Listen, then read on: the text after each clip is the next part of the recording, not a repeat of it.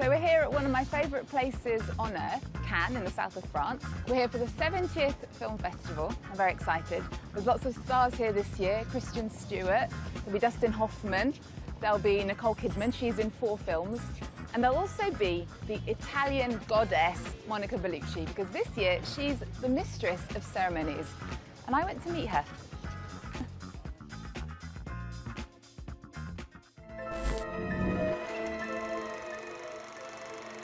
The Italian bombshell has made her name in Hollywood films like Oscar-nominated Molina, as Mary Magdalene in Mel Gibson's The Passion of the Christ,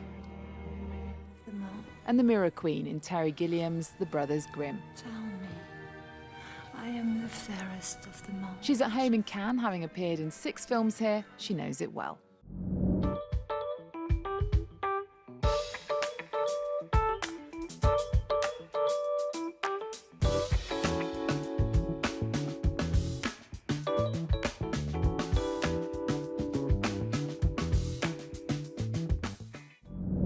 Monica Bellucci, hello. Hello.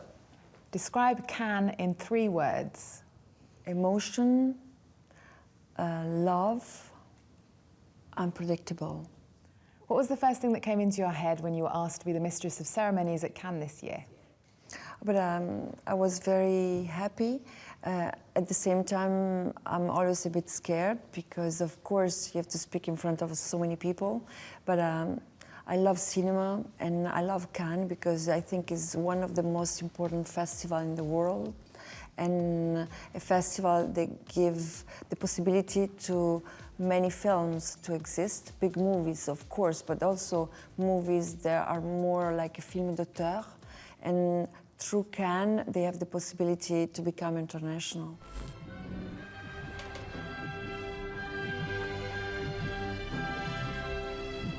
But it's Gaspar Noé's Irreversible that many here in Cannes will remember her for.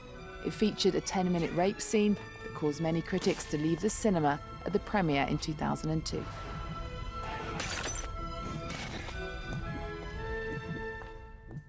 You were in one of the most buzzed-about films ever at Cannes.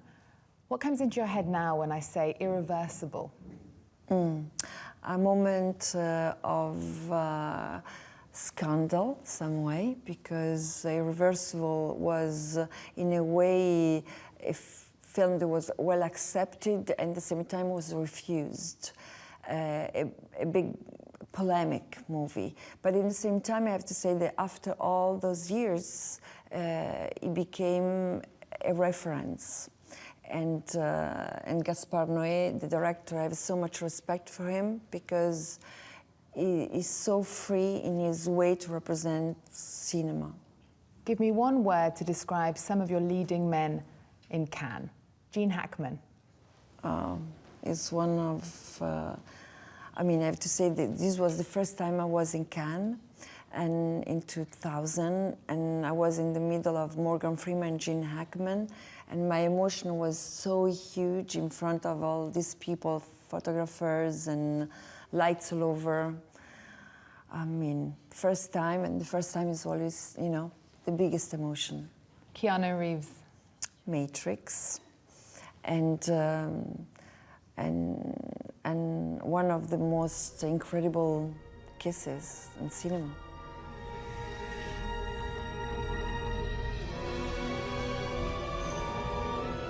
Why?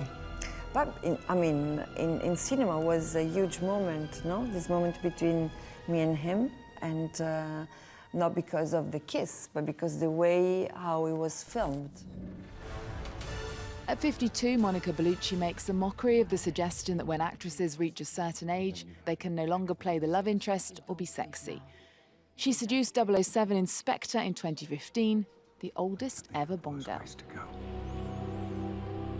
Ben, you're obviously crazy, Mr. Bond. James Bond. Cannes is a film lover's paradise, but it's also about glamour. What's your definition of beauty? For me, beauty, it goes with soul. Without a beautiful soul, there is no beauty. And I think that cinema is all about soul. In one phrase, can you give me the secret to improving with age? Happiness, love, and I mean, I think that for each person is different. For me, is to become mother was one of the most beautiful moments in my life, more than was a real film. Thank you, Monica Bellucci. You watch France 24 in Cannes.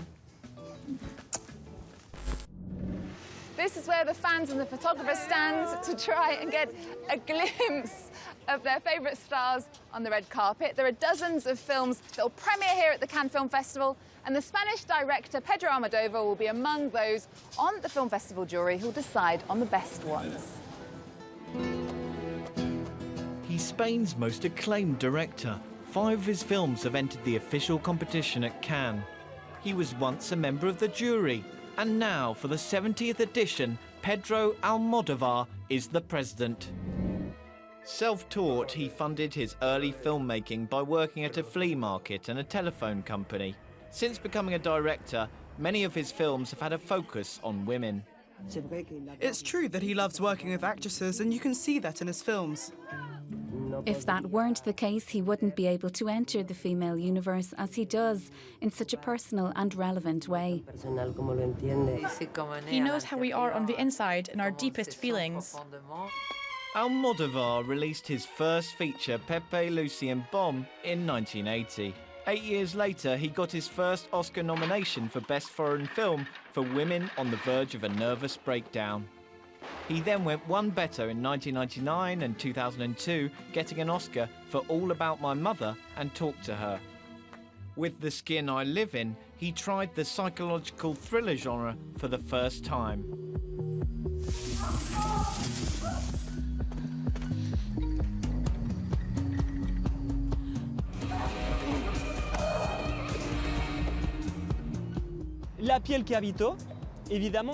The Skin I Live In is a very important film in his career because his film becomes something pure. His cinema distances itself from ordinary life, and he creates this world of plastic, literally, and in terms of a sort of plastic beauty. We're in this universe that he has made, and everything happens in his head. And I think that he continues in this vein with Giulietta. Giulietta, his 20th and most recent film, competed for but didn't win the Palme d'Or in 2016. This year, he'll help choose the winner. The announcement will come on May the 28th. Jessica Chastain and Will Smith are among the other jury members at this year's Cannes who'll be deciding on the best films. All the action is still to come. Join me tomorrow for our next Cannes Film Festival date.